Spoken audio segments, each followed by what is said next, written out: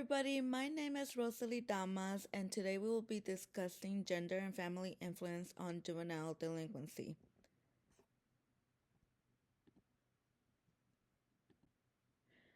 To begin, there are many reasons why gender and family are important to understanding juvenile delinquency. Parents failing to parent their children can affect boys and girls in different ways. While boys might take it as an opportunity to dip their hand into the criminal world, girls can become hyper independent because they had to learn that although girls are supposed to be taken care of, they cannot depend on anyone. The opposite can also be true depending on either the family structure or conflict within the family.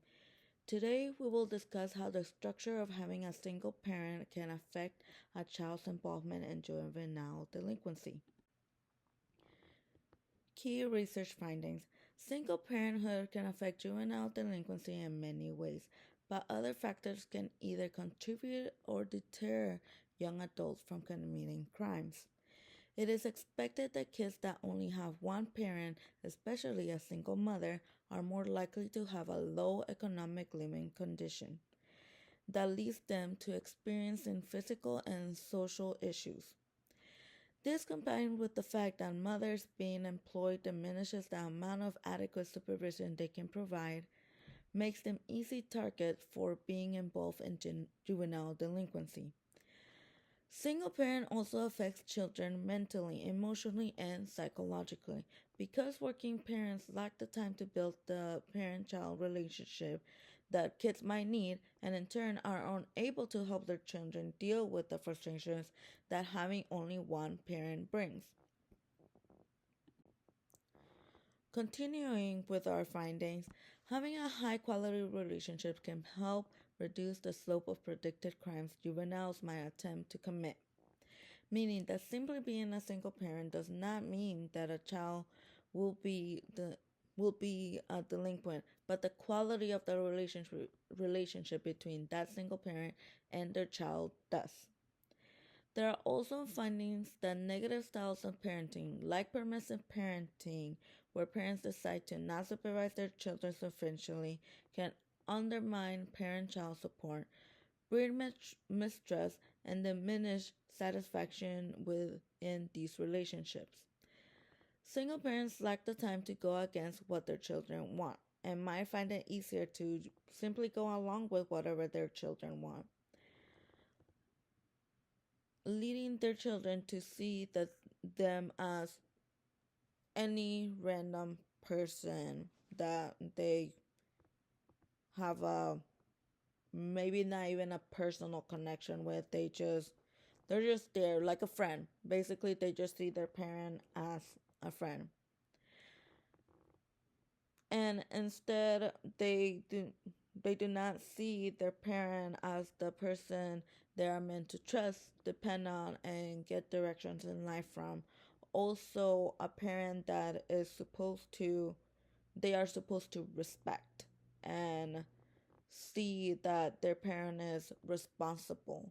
If that responsibility is not there, where the parent takes responsibility for the child and taking care of the child, that child might just see them as just anybody, because if they are responsible for taking care of themselves, even though they have a parent and their parent refuses to take care of them, then why would they see their parent as a parent? These findings help us understand that it does not matter if a child has a two-parent or single-parent household. This alone will not cause a child to be involved in delinquent behavior, but the way the parent chooses to raise their kids does. If a single parent chooses to not have a good relationship with their children while also having a negative parenting style, then the child could be prone to being involved in delinquent behavior. But the same could also be said about two-parent households that where both either the dad is, let's say, as a blue collar man that works all day, does not have the time, is tired at the end of the day, and just does not have the time to build a relationship. And they could either have a stay at home parent or mom that simply decides that her life is more important. Choosing to take care of her kids is just not important to them, or simply they have two working parents that do not have enough time for them to build a relationship. This could also lead to that child becoming involved in delinquent behavior. On the other hand, if a single parent chooses to work their life around their children so they are able to have a schedule where they can supervise their child correctly while also building a good relationship with them, can help deter children from delinquency because they see how hard their mom or parent works to provide for them. Again, the same can be said of children for two parent households. Yes, again, one could simply choose to be the provider while the other person, you know, is the one that takes care of the household, and that dynamic could work out for them. And because the dynamic works for them, that translates to them having a good relationship with their kids, have providing a good stable household for their kids, which builds a trusting relationship between parent and child.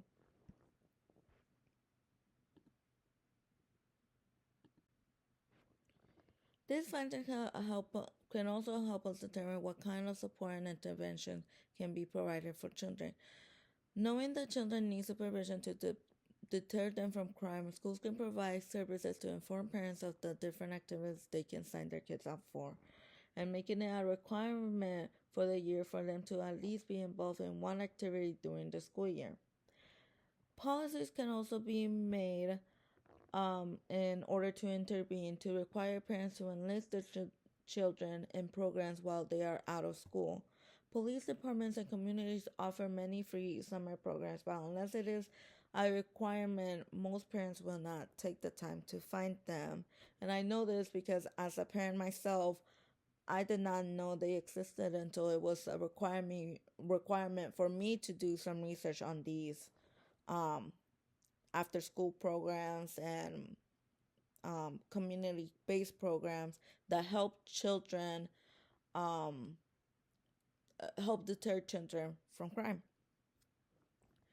So this can help reduce the amount of crime that children commit because they are being supervised more frequently than if they were left to be out and about all summer long while their parents are at work.